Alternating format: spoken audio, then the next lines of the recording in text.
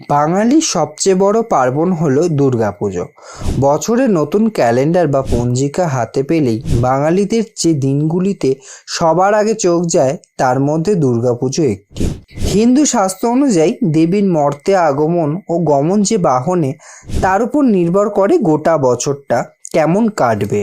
সপ্তমী এবং দশমী তিথি রবিবার বা সোমবার হলে গজে আগমন বা গমন নির্দেশ করে। গজ বা হাতি হলো শান্তি ও সমৃদ্ধির প্রতীক। গজে আগমন বা গমন হলে বসুন্ধরা শস্য শ্যামলা হয়। সপ্তমী এবং দশমী তিথি মঙ্গলবার বা শনিবার হলে ঘটকে বা ঘোড়ায় আগমন হয়। ঘটক বা ঘোড়ার অর্থ সামাজিক ও রাজনৈতিক পরিস্থিতির এলোমেলো অবস্থা, যুদ্ধ বিগ্রহ, অশান্তি, বিপ্লব ইত্যাদির সংকেত দেয়। সপ্তমী এবং দশমী তিথি বুধবার হলে নৌকায় আগমন বা গমন নির্দেশ করে।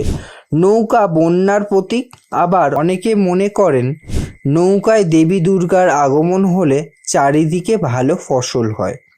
সপ্তমী এবং দশমী তিথি বৃহস্পতিবার বা শুক্রবার হলে দোলায় আগমন বা গমন নির্দেশ করে। দোলা অর্থাৎ পালকি হলো মহামারী বা মড়কের প্রতীক। এই বছর দেবী দুর্গার আগমন দোলায়, যার ফল মড়ক, এবং গমন ঘটকে, যার ফল ছত্রভঙ্গ। ফলে এটি অশুভ ইঙ্গিত দেয়। শাস্ত্রের এই বিধান যদিও অনেকেই বিশ্বাস করেন, তবুও দুর্গাপুজোর আনন্দকে কেড়ে নিতে পারে। আসুন সবাই মিলে মাকে সাদরে বরণ করি।